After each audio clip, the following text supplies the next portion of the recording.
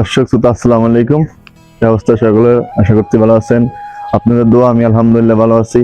তো অনেকজন আছি, আপনি অনেকজন আছি যারা সেলুনে যায়, চুল কাটার দোকানে যায়, বলি ভাই আমার একটা গাড়ের মটকা ফুটে দেন, আমাকে একটা এমনি করে দেন, আমার শরীরটা খুব ক্লান্ত, আমাকে একটু মেসেজ করে দেন।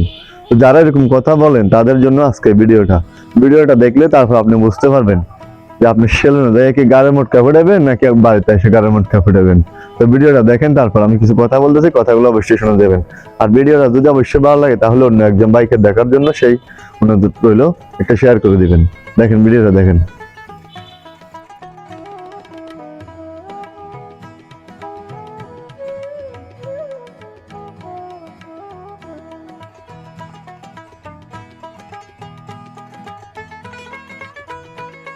দেখলেন, গাড়ির মটকা ফুটাতে যায় তার জীবন শেষ।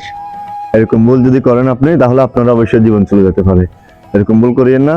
সবসময় সেলুনে যাইয়া গাড়ির মটকা ফুটানো এগুলো কোনো বলার প্রয়োজন নেই। ঠিক আছে? আরেকজন বাইকে দেখার জন্য ভিডিওটা সুযোগ করে দিবেন একটা শেয়ার দিয়ে। ধন্যবাদ।